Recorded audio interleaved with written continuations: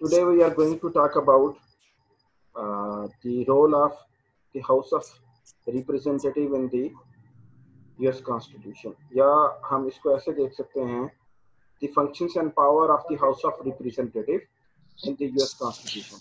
Right, guys? What are the powers and functions which a House of Representative is supposed to perform in the US political system? This is a topic that we people are going to talk today.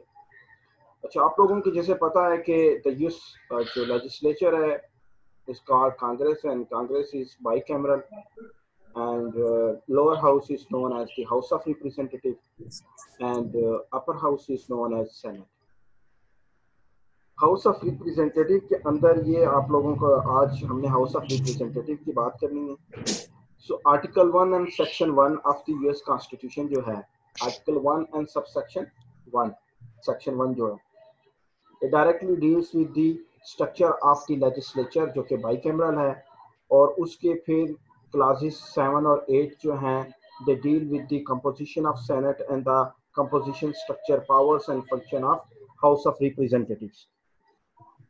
अच्छा, तो ये जो composition है उसके लिए ये जो composition है आप लोगों को ये बताना है कि अमेरिका का जो House of Representative का the initial session used to happen in New York, or New York used to act as the federal legislature, and the point where federal legislature used to meet, New York.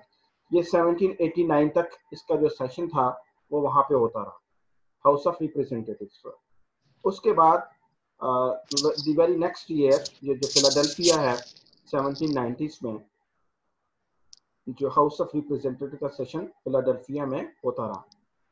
उसके बाद 1800 को ये जो building was being taken in Washington DC, and here from 1800 onward जो जितने भी sessions थे वो वाशिंगटन डीसी में होते रहे. यानी कि 3 पोजीशन पे house of representative used to have it's session, first in New York, then Philadelphia, and now from 1800 onward up till now the sessions are happening in Washington DC. तो ये मैंने आपको ये बताया इसका. अब initially the US house of representative was composed of 65 members.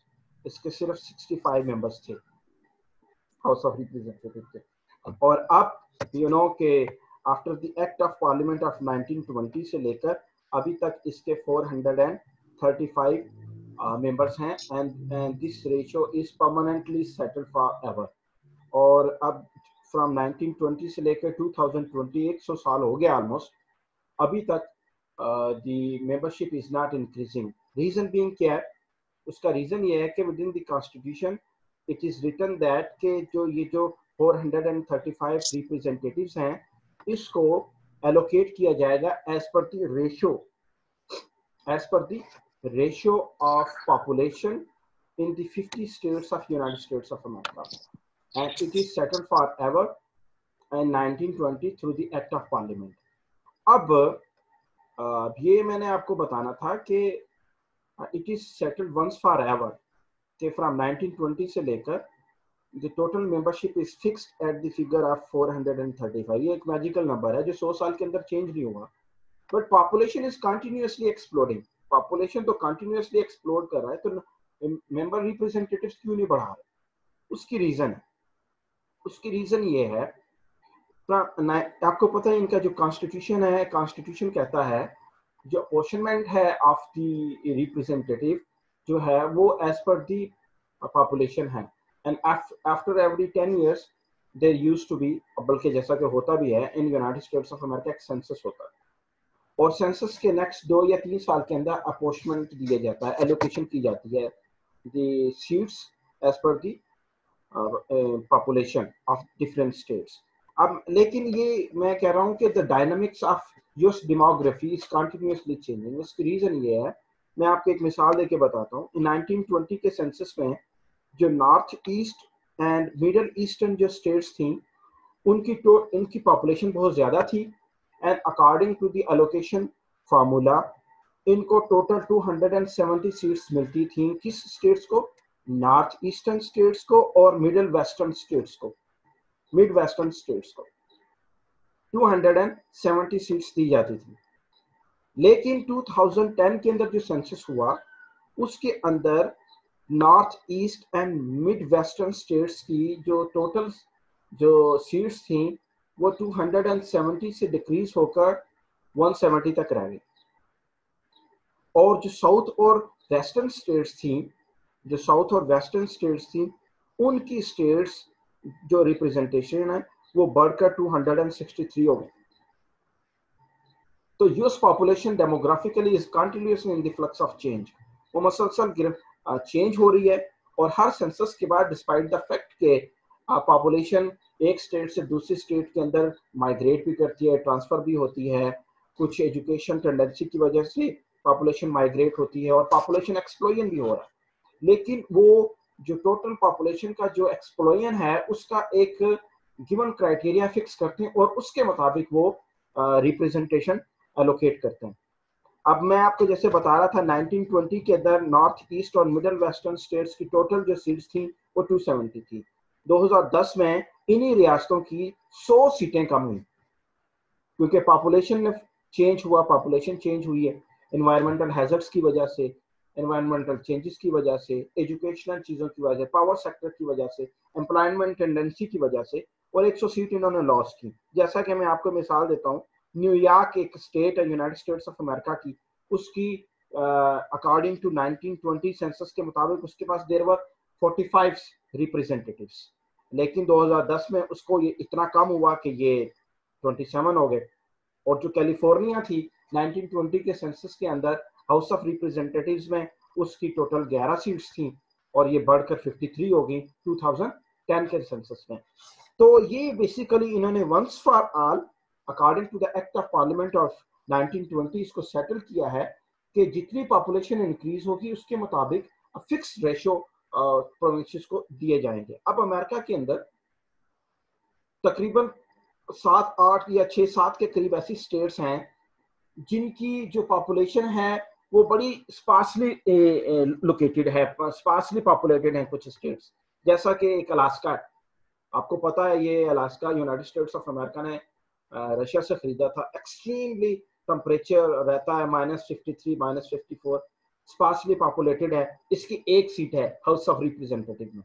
So is the case with the north Dakota and south Dakota, ये एक और दूसरी स्टेट है। मंटाना है और इसके वीमेंग है, और ये स्टेट्स क्या हैं, ये they are very big in terms of area but very sparsely populated. So as per the fixed ratio of representation formula इनको एक एक सीट मिलती है। लेकिन इसके अलावा देयर आर 2 अदर स्टेट्स जैसा कि डेलावेयर है, वर्मोंट है। These states they are small in territory, लेकिन small not only in territory but also in population। तो इनको भी एक एक रिप्रेजेंटेशन मिलती है इन हाउस ऑफ रिप्रेजेंटेटिव। और जो कैलिफोर्निया के जैसा मैंने आपको बताया बिगेस्ट स्टेट है और उसके पास 53 रिप्रेजेंटेटिव्स हैं हाउस ऑफ रिप्रेजेंटेटिव। अब कैलिफोर्निया के अलावा टेक्सास है दूसरे नंबर पर, the largest state in terms of, second largest state in terms of having peoples representation 32 है इसकी। न्यूयॉर्क का कम होके फिर बढ़ा 27 से अब 29 हुए और फ्लोरिडा के 25 हैं।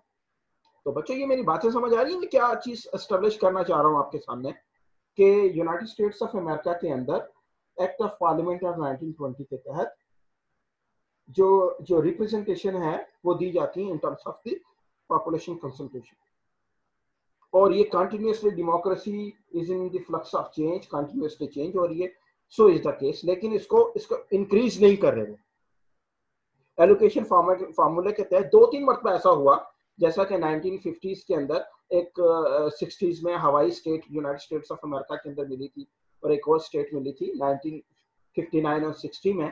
तो 2 states United States of America में 49th और 50 स्टेट आई थी। तो उसकी वजह से उनको 2 states 2-2 representation in terms of the गई, इनको सेनेट में दी गई थी। लेकिन जब 2 साल के बाद इसको जो एलोकेशन फार्मूला के तहत देखा गया तो वो फिर 435 पे ही आके फिक्स हो गई, क्योंकि वो फार्मूला ऐसा है जो इक्विटेबली पॉपुलेशन रेशियो को डिस्ट्रीब्यूट करता है। बेटा मेरी बात समझ आई है ये मैं क्या कहना चाह रहा हूँ? Yes sir. ओके, गुड हो गया, गुड हो गया। तो ये मैंने आप लोगों को बताना था कि अमेरिका की पॉपुलेशन की एक्ट ऑफ पार्लियामेंट 1920 के तहत for ever membership is fixed to the 50 states. अब मैंने जैसे स्मॉल स्टेट्स की बात की, कुछ बड़ी स्टेट्स हैं उनका भी मैंने आपको डिस्कशन की। अच्छा, उसके बाद अब इनकी क्वालिफिकेशन क्या है, यानी कि who can become a member of house of representative. House of representative का मेंबर कौन बन सकता है? अच्छा, पहले एक बात आप लोगों ने ये याद रखनी है, जैसे पाकिस्तान के अंदर लोअर हाउस की रिप्रेजेंटेशन की जो मुद्दत है, टर्म है, इट इज 5 ईयर, ये 5 साल है। लेकिन यूनाइटेड स्टेट्स ऑफ अमेरिका के अंदर 435 का ये जो हाउस है, it use to get expire after every 2 year, और हर 2 साल के बाद इसके इलेक्शंस होते हैं। इसके इलेक्शंस होते हैं हर 2 साल के बाद। और ये इलेक्शन कब होते हैं? आफ्टर जो भी साल जो इवन नंबर पे आता है, द वेरी नेक्स्ट ईयर जो इवन नंबर पे आता है, तब इनके इलेक्शन होते हैं। डायरेक्ट इलेक्शन के तहत 2 साल के लिए रिप्रेजेंटेटिव जो हैं वो इनके सिलेक्ट होते हैं। इसी वजह से अब जरा गौर से याद रखिए, आपको पता है हाउस ऑफ रिप्रेजेंटेटिव जो है ये पॉपुलर हाउस है, use to represent the will of the class, will of the people represent करता है। लेकिन the matter of fact is के despite the fact that house of representative they get seats on the basis of their political affiliations, political affiliations की basis पे इनको seats मिलती हैं। लेकिन जो सबसे इंपॉर्टेंट बात है वो ये है कि ये जो हाउस ऑफ रिप्रेजेंटेटिव के जो मेंबर्स हैं, they are not supposed to strictly follow the party discipline. वो पार्टी डिसिप्लिन को फॉलो नहीं करते, because they believe that the time is very limited and they are accountable to their districts. वो अपने districts को accountable हैं, they are not accountable to their party. अब जैसा कि मैं आपको बताता हूं, हाउस ऑफ जो रिप्रेजेंटेटिव के जो मेंबर्स हैं, they are responsible to their districts, so they are the representative of their districts. लेकिन when it comes a matter of senate, of US senate represent their states, senators represent their states, member of house of representatives जो है दे represent their districts. तो ये एक anomaly आप लोगों ने याद रखनी है। Senators they represent their state, जो लोअर हाउस के जो मेंबर्स हैं they represent their districts, that's why they never strictly follow the party discipline. ये बात आप लोगों ने हर सूरत हर कीमत पे याद रखनी है। और बच्चों मेरी बात समझ आ रही है कि नहीं आ रही? Yes sir. Yes sir. तो इसमें अभी तक अगर आप लोग कोई बात करना चाह रहे हो, कोई बात पूछना चाह रहे हैं तो मुझे बताइए, जो मैंने अभी तक बात की है। नजला हुआ है, मुझे कभी कभी खतरा पड़ता है खुदा ना खासा कोरोना ना हो गया। सर आजकल हर बंदे को ये शक पड़ रहा है यार, अल्लाह ही रहम करे यार वैसे हैं। अच्छा खैर, खुदा ताला हिफ्ज़ मान में रखे, अल्लाह खैर करेगा सर अल्लाह जी। खैर, सही गल सही गल कह रहे, सही कह रहे। सर जी Okay, guys. लाहौर में ज्यादा फैल गया, ख्याल करें। अल्लाह खैर करे यार, मैं तो बड़ा डरता हूँ सही इस मामले से। तुमको तो पता है बाबा, ये हालात बहुत खराब कर देते हैं। हमारे तो छोटे छोटे बच्चे हैं भाई, एक घर के अंदर एक बंद को हो जाए, जैसे कल कराची के अंदर वो जो तुम्हारा बंदा बता रहा था, 7 बंदों को हो गया, छोटे बच्ची को भी हो गया जिसकी उम्र 6 साल। तो अल्लाह महफूज रखे बाबा, दुआ करके रखा करो। सर आपको हुआ होगा सर? खुदा ना खास्ता जी इंशाल्लाह आपको नहीं होगा सर, जानवर बेफिक्र करते रहे। हैं। इंजमाम तो भी आ गया ना आज, जिंदगी में पहली मरतबा तुमने अपनी शक्ल सर, देखी है।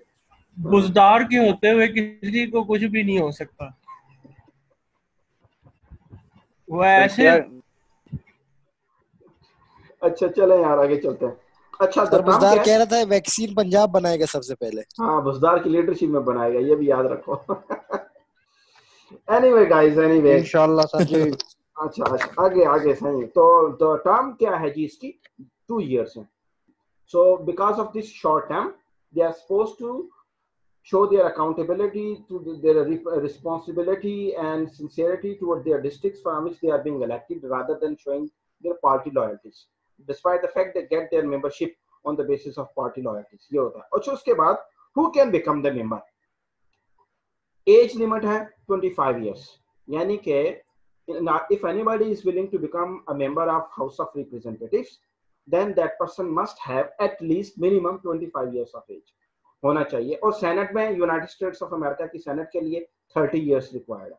सिटीजनशिप जो है, सिटीजनशिप के लिए यूनाइटेड स्टेट्स ऑफ अमेरिका के अंदर बताया गया है कि you have to be the citizen of United States of America and you have to show your presence for at least 7 years in United States of America on the trot और of and on. आपको 7 years show करना है। और United States of America की जो senate का member बनने के लिए 9 years consecutive और of and on you have to show your presence in the United States of America despite the condition that you have to be the citizen of your।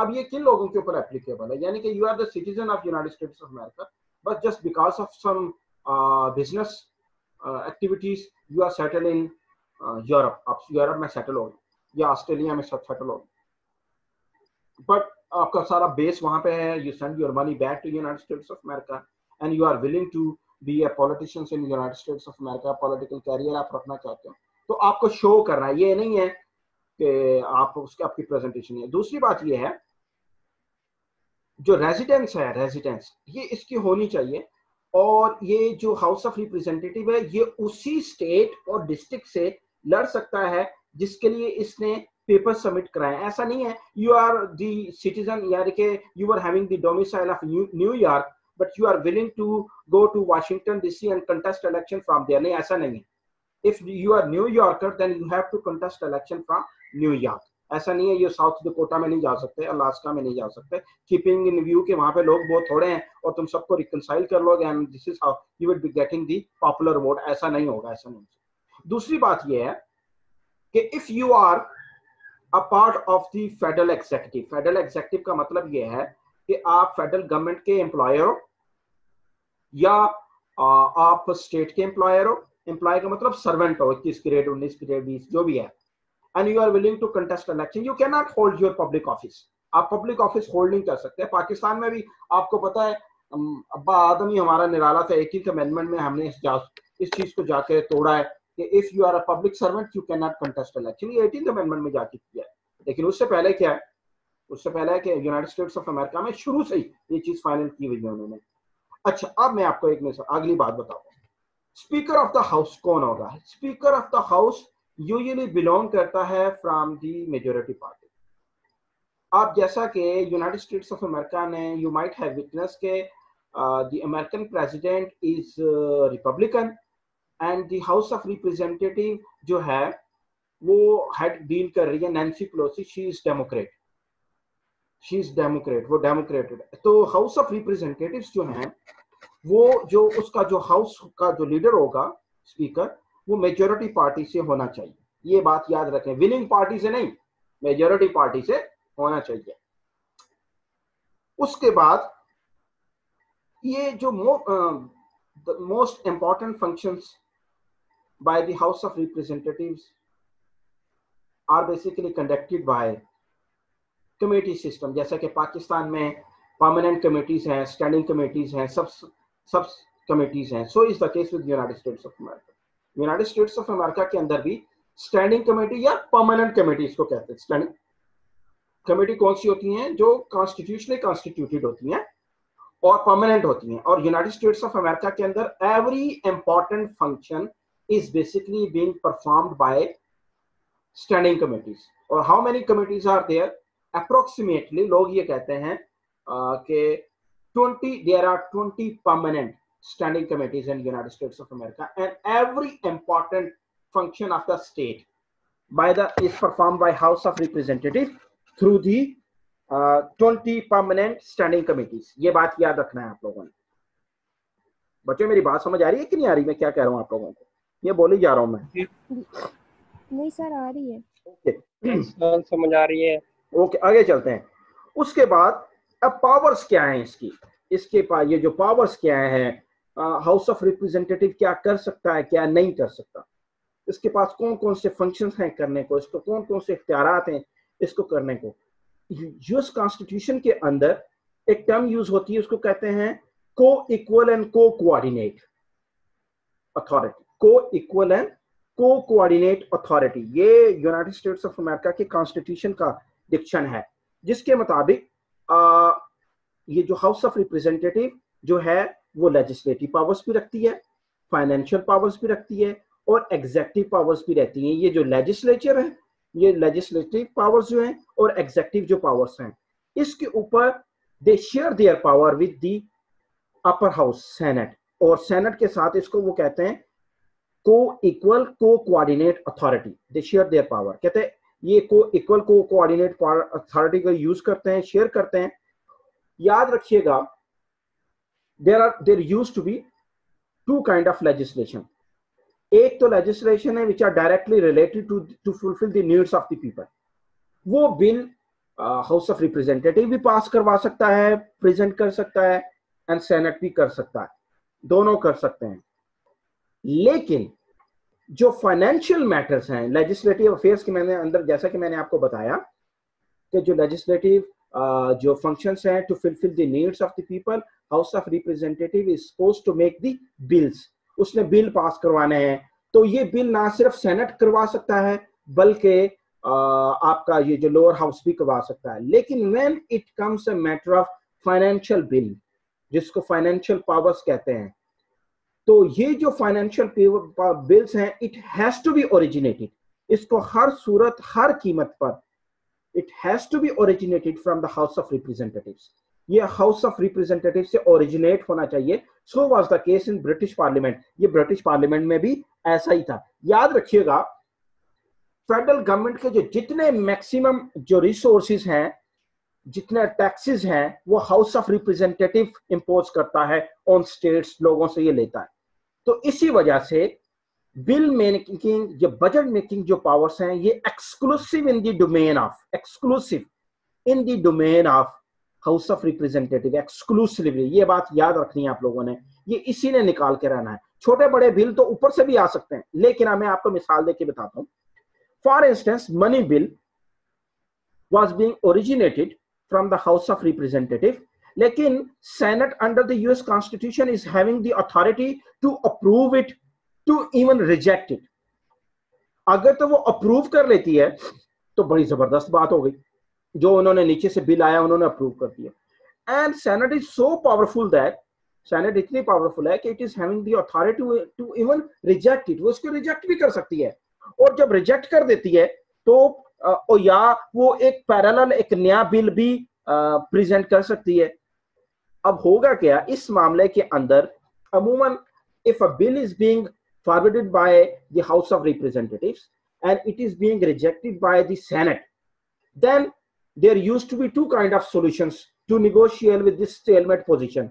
पहला ये है, House of Representative would be having some bargaining with the Senate. वो Senate से कुछ उनकी demands लेंगे, कुछ अपनी डिमांड्स लेंगे. This is how they would be formulating the bill, क्योंकि bill has to be originated from the lower house. lower house से आना है.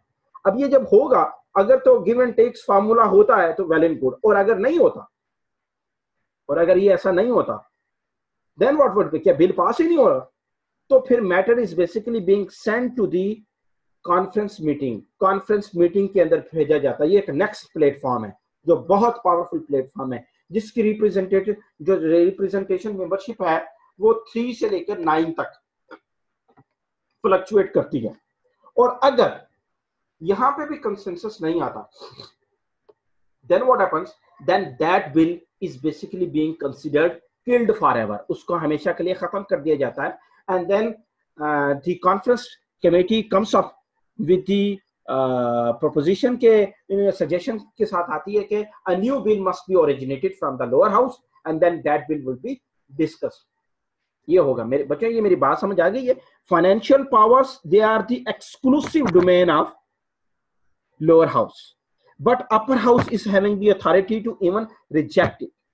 और अगर रिजेक्ट हो जाता है, then there are 2 further mechanism to negotiate with it. पहला क्या है? म्यूचुअल बार्गेन है, गिव एंड टेक है, म्यूचुअल गिव एंड टेक होती है. फिर दूसरी बात क्या होती है, अगर नहीं होता तो the matter is sent to the conference committee, और कॉन्फ्रेंस कमेटी के अंदर if it is not being decided over through mutual consensus, then on the recommendation of the conference committee, that bill is basically being considered killed forever, and a new suggestion दी जाती है कि new bill would be sent by the financial power. बच्चों, ये मेरी बात समझ आई है कि नहीं आई आप लोगों को? Yes sir. ओके, गुड हो गया. उसके बाद आते हैं हम एग्जेक्टिव पावर्स के ऊपर. एग्जेक्टिव पावर्स के ऊपर अब एग्जेक्टिव पावर्स क्या होती हैं, आप लोगों को पता है, टू एनफोर्स द लॉ। अब लोअर हाउस तो ये तो प्रेसिडेंशियल सिस्टम है, it is lower house is not as powerful और एज पॉपुलर के जैसा कि पार्लियामेंट सिस्टम में होता है। इनके पास सिर्फ एक ही एग्जेक्टिव पावर है, to declare war and conclude peace, that's it. और इनके पास कुछ नहीं है, और वो भी with the consent and agreement with senate. अगर सेनेट अप्रूवल नहीं दे रही है प्रेसिडेंट को, तो हाउस ऑफ रिप्रेजेंटेटिव भी नहीं दे पाएगा। They have to go in side by side, उन्होंने जाना। अब लोग मुझसे पूछते हैं, आप लोग भी पूछेंगे कि यार इसकी ये इतना जो लोअर हाउस से मोस्ट पॉपुलर है, it usually refers to the will of the people and it is not having powers, exclusive power, despite the fact के money bill would be originated। लेकिन एक और बड़ी important power है जिसको power of investigation या judicial powers भी कहते हैं। This is again the exclusive right of the House of Representative। ये sole right है। Every impeachment either of vice president, either of president or any federal representative, किसी की अगर impeachment होनी है, इम्पीचमेंट अगर होनी है किसी की भी, देन दैट जो suggestions would be forwarded by the house of representative to the senate and senate then tries that person.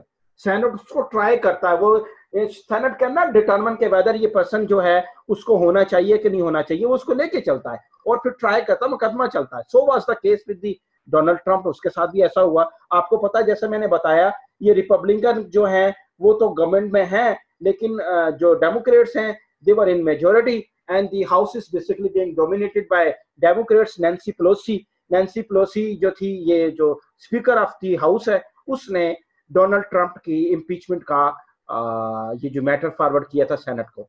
मेरी बात समझ आ रही है बच्चों? हेलो, सो तो नहीं गए सारे? नहीं सर, नहीं सर। नहीं सर, आ रही है। हाँ आ रही गुड हो गया।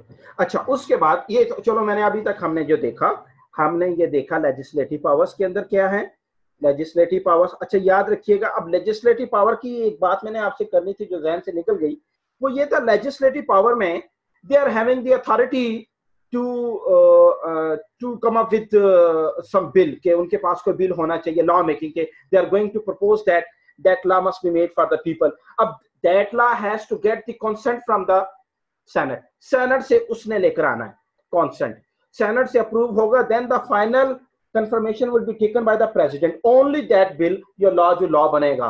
तो इसका मतलब है, despite the fact that House of Representative is the constituent part of the Congress, लेकिन still it is not having very important और exclusive legislative power। इसके पास दो ही powers हैं, एक पावर ऑफ इन्वेस्टिगेशन जो एक्सक्लूसिव है, और दूसरा power of financial money making bill का है, और उसके पास ज्यादा पावर्स कोई नहीं है। अच्छा, अब मैं आपको बता, एक थर्ड इनका इंपॉर्टेंट रोल है, अमेंडिंग द कॉन्स्टिट्यूशन। कॉन्स्टिट्यूशन को इन्होंने जो अमेंड करना है वो किस तरीके से, वो ऐसे कि बिल तो पास हो रहा है लोअर हाउस से भी, अपर हाउस से भी, और फिर president is going to give the consent. If the lower house is not going to give the consent with 2/3 majority के साथ नहीं देता consent, तो क्या होगा, वो नहीं देता तो क्या होगा जनाब, वो बिल पास नहीं हो सकता 2/3 मेजोरिटी से। आप लोगों को पता था, आप लोगों को बताया कि dual process of bringing some change in the US Constitution, amending process is not very easy task over there। House of Representative and Senate से 2/3 majority, later on then states will be deciding।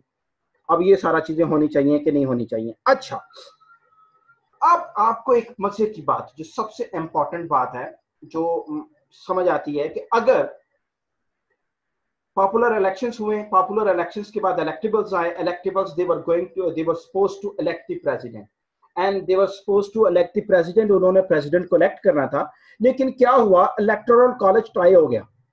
Electoral college क्या हो गया, tie हो गया, यानी कि दोनों जो लोग थे उनको इक्वल वोट्स मिले इलेक्टोरल कॉलेज से। अब क्या होगा भाई, ये तो गलत हो गया। इस केस के अंदर क्या होगा, here comes the role of house of representatives. यहां पे 3 अमेरिकन जो प्रेसिडेंशियल कैंडिडेट्स थे, उनके बारे में वोटिंग होगी in the house of representatives. House of representatives में वोटिंग होगी, और उस वोटिंग के तहत the decision will be made who would be the next president of United States of America. यानी कि electoral college जो है वो टाई हो गया, and now there were three important candidates. उन candidates के अंदर House of Representative would be then casting vote. House of Representative के जिसको सबसे ज्यादा वोट मिलेंगे, that person would be becoming the president of United States of America. America की 240 साल की हिस्ट्री के अंदर 2 दफा ऐसे हुआ है कि यूएस प्रेसिडेंट जो है वो हाउस ऑफ डायरेक्ट इलेक्शन से नहीं आया, बल्कि इनडायरेक्ट इलेक्शन से आया। एक हुआ 1800 के अंदर, वो जो 1800 के अंदर मैंने आप लोगों को बताया था, बड़ी इंपॉर्टेंट बात हुई थी। और दूसरा हुआ था 1824 के अंदर, 1800 के अंदर, जिसके अंदर John Quincy Adams US president बना था, जॉन क्विंसी एडम्स। और दूसरा था 1824 के 1800 के अंदर थॉमस जेफरसन, और 1824 के अंदर जॉन क्विंसी एडम्स। ये 2 प्रेसिडेंट ऐसे हैं जो कि यूएस जो हाउस ऑफ रिप्रेजेंटेटिव्स हैं, इन्होंने प्रेसिडेंट्स लेकर आए। मेरी बात समझ आई है बच्चों? तो दिस इज हाउ कि ये जो आपका हाउस ऑफ रिप्रेजेंटेटिव है उसके पास then comes the exclusive right to cast and get select a person to whom they are willing to make president of the United States of America. 2 president, Thomas Jefferson in 1800 and John Quincy Adams in 1824। बच्चों मेरी बात समझ आई है? Yes sir. तो अच्छा, इसके अलावा भी ऐसा हुआ है कि कुछ जो अमेरिकन प्रेसिडेंट्स थे, वो आपको पता है कि डायरेक्ट 6 टोटल ऐसे इलेक्शंस, ऐसे लोग हैं अमेरिका की तारीख के प्रेसिडेंट्स जो डायरेक्ट यानी कि इलेक्टोरल कॉलेज के थ्रू नहीं आए। जैसा कि एक मैंने बता दिया थॉमस जेफरसन, दूसरा जॉन क्विंसी एडम्स, तीसरा था जॉन टेलर, चौथा था मिलर्ड फिलिपनीस, पांचवा था एंड्रियो जॉनसन, और छठा था गैरेट फोर्ड। इसलिए ये क्या हुआ था, या तो आपका यूएस प्रेसिडेंट साहब फोत हो गए, या इम्पीचमेंट के खतरे की वजह से रिजाइन कर दिया, जो सेकंड इन कमांड था वो फिर प्रेसिडेंट बन गया। इस तरह के केसेस हुए हैं, इम्पीच हो गया, मर गया, बीमारी से रिजाइन कर गया। तो सिस्टम के अंदर स्टेबिलिटी इतनी है कि vice president became what you call it the president of United States of America. अच्छा याद रखिएगा, अब यहाँ पे एक और इम्पोर्टेंट बात बताना चाह रहा था मैं आपको। अमेरिका के जो प्रेसिडेंट होता है वो तो प्रेसिडेंट फर्स्ट लाइन प्रेसिडेंट है। सेकंड लाइन प्रेसिडेंट होता है chairman senate, and chairman senate कौन होता है? Vice president. और there is a second line of candidate in presidency, यानी कि फर्स्ट लाइन कौन हो गया? The actual president, second line हो गया the vice president, third in line कौन है? The speaker of house of representative. वो अगर खुदा ना खास्ता पहला प्रेसिडेंट चला गया, फर्स्ट लाइन चलेगी, सेकंड लाइन चलेगी। तो सिस्टम के अंदर इतनी जबरदस्त स्टेबिलिटी है कि वो फॉर द टाइम बीइंग अपने जो स्पीकर हाउस ऑफ रिप्रेजेंटेटिव है उसको बना दे। यानी कि खुदा ना खास्ता अगर अमेरिका के प्रेसिडेंट आज कोरोना से मर जाता है, वाइस प्रेसिडेंट भी मर जाता है, तो फिर प्रेसिडेंट किसका बनेगा? डेमोक्रेट्स का बनेगा, नैन्सी पेलोसी बनेगी। फिर जनरल इलेक्शन में नहीं जाएंगे, मिड टर्म इलेक्शन में नहीं जाते। मेरी बात समझ आई बच्चों? ये है यूएस प्रेसिडेंट के अंदर political stability, despite the fact that the whole US federation is very fractured federation, बड़ी फ्रैक्चर्ड है, डाइवर्स है, हेटेरोजीनस है, और they fall apart from each other. ये एक दूसरे से बहुत दूर चले जाते हैं। लेकिन this is the stability of the US president, कि यूएस प्रेसिडेंशियल सिस्टम के अंदर ये स्टेबिलिटी है यूनाइटेड स्टेट्स ऑफ अमेरिका के अंदर। अच्छा, तो टोटल अब मैं जरा आप लोगों से 3-4 सवाल पूछ पाऊं, अगर आप लोग मुझे बता पाए कि जो हाउस ऑफ रिप्रेजेंटेटिव्स के टोटल मेंबरशिप कितने हैं? 435। 435। अच्छा ठीक है। तो अमेरिका के अंदर एक डिस्ट्रिक्ट ऐसा है जिसके रिप्रेजेंटेटिव्स तो हैं लेकिन वो स्टेट नहीं है, कौन सा है वो? Second last lecture, Columbia, district of Columbia. हाँ जी, जबरदस्त, वाह सफी तो छा गया, गुड हो गया। अच्छा जी, एक तो ये हो गया। उसके बाद अब ये जो किस फार्मूले के तहत एक्ट ऑफ पार्लियामेंट के तहत once for all house of representative के जो रेशियो है वो फिक्स कर दी गई है for ever? Act of parliament of 1920 को वंस फॉर ऑल इसको कर दिया गया है। मेरी बात समझ आ गई? अच्छा, एक और सवाल बताइए मुझे, ये जो अमेरिका का अगर एक बंदा 9 साल के लिए अमेरिका के अंदर मौजूद था और यूएस सिटीजन था तो वो क्या बन सकता है अमेरिकन कॉन्स्टिट्यूशन के तहत? सर सेनेटर सेनेटर बन सकता है। गुड हो गया। और अमेरिकन कॉन्स्टिट्यूशन का आर्टिकल 1 सब सेक्शन 6 के तहत no American candidate can hold a public office if that person is willing to become the politicians, यानी कि he is willing to become the member house of representative of senate। Sir government job quit करनी होगी, government job उसको quit करनी होगी हर सूरत हर कीमत पर। अच्छा जी, अब ये जो सेंसस क्या है कि ये जो क्यों किस तरीके से पॉपुलेशन एक्सप्लोजन हो रहा है, लेकिन एक्ट ऑफ पार्लियामेंट ऑफ 1920 के तहत once for all it is being decided और लोग इतने हैं लेकिन इनकी जो रिप्रेजेंटेशन नहीं बढ़ पा रही, क्या वजह क्या है इसकी? सर ये जो है फ्लक्चुएशंस आती हैं, मतलब जैसे कि मिसाल के तौर पे ये जो नॉर्थ ईस्टर्न और मिड वेस्टर्न जो स्टेट्स थी इनकी पहले सीट्स 270 हुआ करती थी, फिर ये जो है डिक्रीज होके 170 हो गई। हाँ, 170 हो गई सर। सर तो इस तरह ये फ्लक्चुएट करती है सर। और ये लेकिन पॉपुलेशन इंक्रीज हुई है कि नहीं हुई? यस सर, पॉपुलेशन तो एक्सप्लोड करती है सर। और लेकिन ये फार्मूला उन्होंने फिक्स किया हुआ है कि किस तरीके से हमने डिस्ट्रिक्ट रिप्रेजेंटेशन देना है। अच्छा, अगर senate is going to reject the bill coming from the lower house then what would be happening, क्या होगा? सर वो कमेटी में जाएगा, कॉन्फ्रेंस कमेटी। नहीं, तो उससे पहला प्रोसेस क्या है? सर वो डीलिंग करते हैं सर। हाँ, गिव एंड टेक होता है उनका। ओके, गुड हो गया। और ये टैक्स कलेक्शन कौन करता है? यूएस कौन सा हाउस करता है? सर फाइनेंस तो सारा मतलब ये एक्सक्लूसिवली हाउस ऑफ रिप्रेजेंटेटिव्स के हाथ में है सर। तो कोई दो अमेरिका, अच्छा अब जुबैर तुमने नहीं बोलना, कोई और बोलेगा। कौन से दो प्रेसिडेंट थे जो हाउस ऑफ रिप्रेजेंटेटिव्स के थ्रू आए?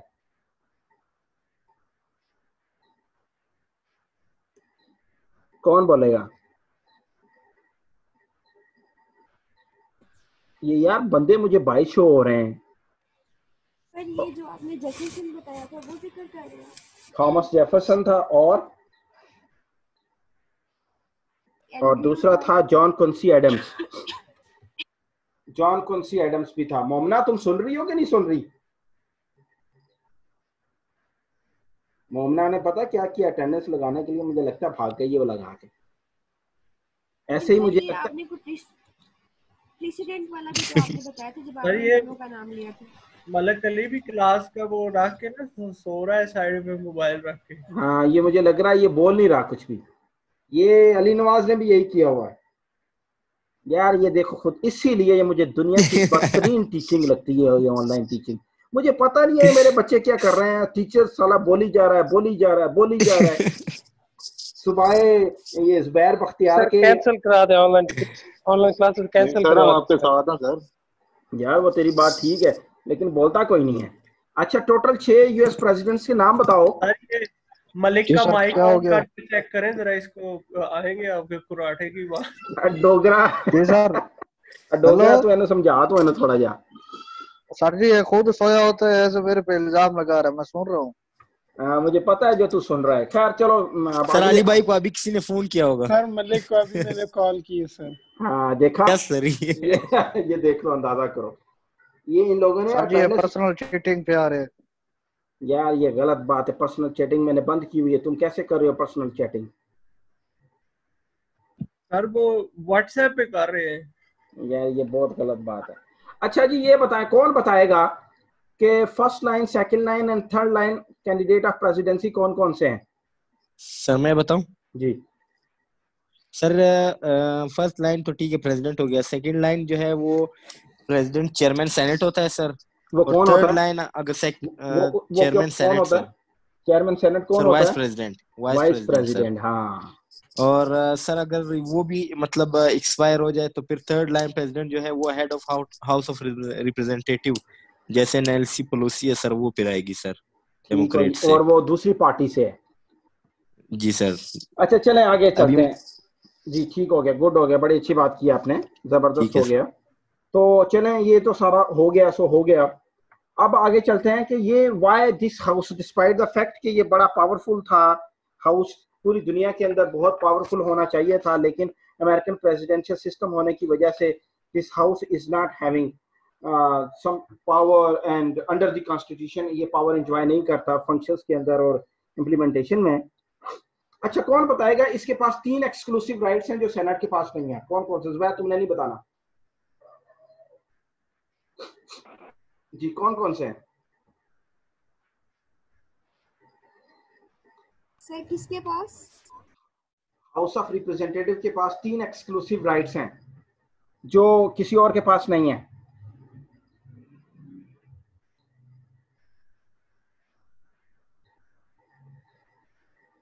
कौन बताएगा? अभी बताया था मैंने।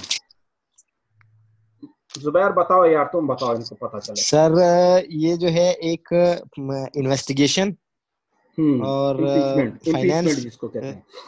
जी सर, इन्वेस्टिगेशन और फाइनेंशियल बिल्स सर, ये जो है इसके एक्सक्लूसिव डोमेन में आते हैं सर। और तीसरा क्या है कि if the electoral college comes in tie, अगर इलेक्टोरल कॉलेज यस सर जो तो ये डायरेक्टली इलेक्ट कर सकते हैं, ये सेनेट नहीं कर सकते। गुड हो गया। चलें जी अब आगे चलते हैं। आगे ये देखना है हमने कि रीजंस क्या थी why this house of representative being termed as the most weak organ of the US Congress, क्यों कंसीडर किया जाता है इसको? पहली बात यह है कि it is a new phenomena in the whole world that the US Senate is considered as the most powerful organ of government in legislature का सबसे पावरफुल, और पीपल्स विल को शो करने के बजाय ये जो बहुत कमजोर एंड वीक है। द रीजन इज के द ड्यूरेशन इसका बड़ा शॉर्ट टर्म है। ये जो house of representative they are elective just for 2 years, वो बेचारे 2 साल के अंदर, यानी कि अभी आप इलेक्शन बनते हैं 2 साल में क्या होता है कि अगले इलेक्शन की फिर तैयारी कर लेते हैं। इस वजह से इसको, इस शॉर्ट टर्म की वजह से अमेरिका की तारीख के अंदर जिस सिस्टम को रॉकोस चैम्बर भी कहा जाता है, raucous chamber, RAUCOUS, raucous, British में रॉकोस और अमेरिका में रॉकस चैम्बर, यानी कि a chamber which is having short term, which is showing its more loyalty towards the constituencies and which is large in number. इसको raucous chamber भी कहते हैं। Rocks वैसे एक इंग्लिश लैंग्वेज का वर्ड है जिसका मतलब है गुल गुपाड़ा करने वाले लोग, गुल गुपाड़ा यानी कि शोर मचाने वाले लोग। लेकिन अमेरिका के अंदर इसका constitutionally there is a complete definition. House of representative is called the raucous chamber because of its short term just being made for 2 years and showing loyalty not towards the national affair rather towards the constituencies, and it is large in number, इसलिए इसको raucous chamber भी कहा जाता है। And the Senate is the most powerful because Senate is being elected for 6 years. एक senator 6 साल के लिए आता है, डिस्पाइट द फैक्ट के जो इसका जो थर्ड होता है 1/3 वो जो या 2/3 जो है वो आगे पढ़ेंगे इंशाल्लाह, वो एक्सपायर हो जाता है। लेकिन ये, और उसके बाद क्या है, why it is being considered as the weak organ of legislature because it is not going to have some executive control. आपको पता है एग्जेक्टिव के पास ही सारा कुछ है और इसके पास कोई एग्जेक्टिव कंट्रोल नहीं है। एग्जेक्टिव कंट्रोल कब आता है इसके पास? when they are going to declare war or when they are going to conclude a peace treaty, और peace treaty भी in the name of president किया जाता है और उसको अप्रूव करता है लोअर हाउस।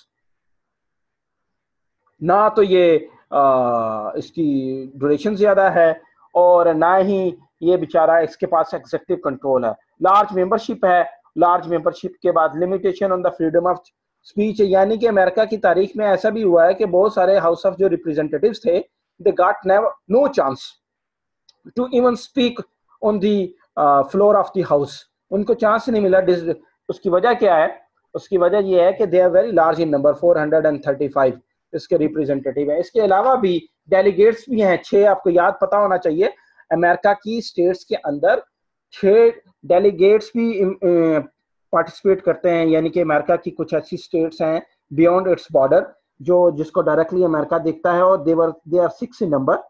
तो वो जो हैं वो भी इसमें हाउस ऑफ रिप्रेजेंटेटिव्स के अंदर आके पार्टिसिपेट करते हैं। उसके बाद तो limitation on freedom of speech है, यानी कि पाकिस्तान में तो बहुत सारे लोग ऐसे हैं पीटीआई के, नून लीग के, पीपल्स पार्टी के, जो सिर्फ इलेक्शन लड़कर आ गए हैं और लेकिन कभी जिंदगी में उन्होंने एक बात नहीं बोली, ना एजिटेशन किया, ना शोर गुब्बारा किया, बल्कि कुछ लोग तो आते नहीं, और इन बेचारों को कभी चांस ही नहीं मिलता to speak on the floor of the house. Limited freedom of speech है। उसके बाद दूसरी वजह क्या है कि ये जो हाउस ऑफ रिप्रेजेंटेटिव है ये बेचारे 2 साल के लिए, सेनेट 6 साल के लिए, और जो सेनेट है और सेनेट का जो डायरेक्ट इलेक्शन होता है, सेनेट का अमेरिका की हिस्ट्री के अंदर डायरेक्ट इलेक्शन होता है, और डायरेक्ट इलेक्शन से जनाब वो इलेक्ट होकर आते हैं। तो इलेक्शन और पावरफुल होने की वजह से डायरेक्ट इलेक्शन में people have their more inclination towards the upper house of legislation instead of giving some sympathy loyalty toward the lower house of the parliament को देने के बजाय। और फिर क्या कर सकते हैं, मनी बिल है, ओके दैट्स इट। इम्पीचमेंट है, वो भी रेयर होता है। मनी बिल भी उनको पता है कि सेनेट नहीं है, गिव एंड टेक करना पड़ेगा। और 200-250 साल की तारीख के अंदर सिर्फ 2 मरतबा अमेरिकन प्रेसिडेंट आए फ्रॉम द लोअर हाउस की वजह से। तो इनके पास they are not having any leadership role in national politics, इनका कोई लीडरशिप रोल नहीं है नेशनल पॉलिटिक्स में। That's why lower house is considered the weakest house of US legislature.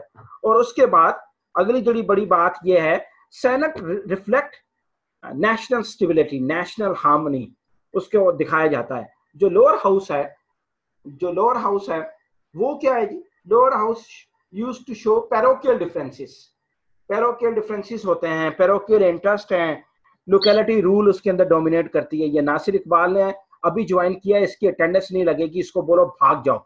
और एक और बंदा अभी आया, उसकी भी अटेंडेंस नहीं लगनी है। मैंने किसी बंदे की अटेंडेंस नहीं मार्क करनी जो लेट आ रहा है, ये मैं बता रहा हूँ आपको। नासिर इकबाल समझ आ रही है तुम्हें?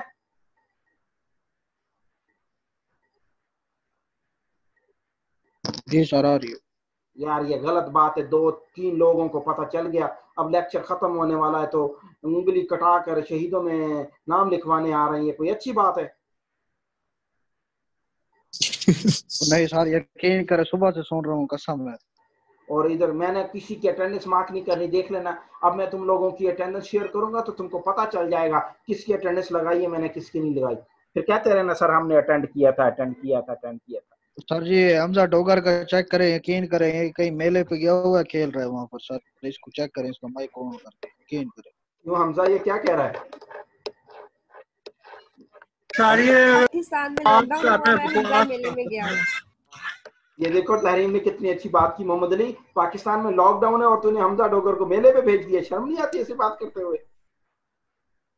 तो सर हकीकत इसका वहाँ जुमे का दिन है, हल्का फुल्का लॉकडाउन हो रहा है। नहीं बाबा, कहाँ का लॉकडाउन है सर? अच्छा चलो ये झूठ बोल रहे हैं। सारे से क्या माइक ऑन करे सर, देखिए आवाज सुन ले। सारे से क्या माइक ऑन करे, आवाज सुन ले, यकीन करे। ये हमजा ये क्या कह रहा है तुम्हें?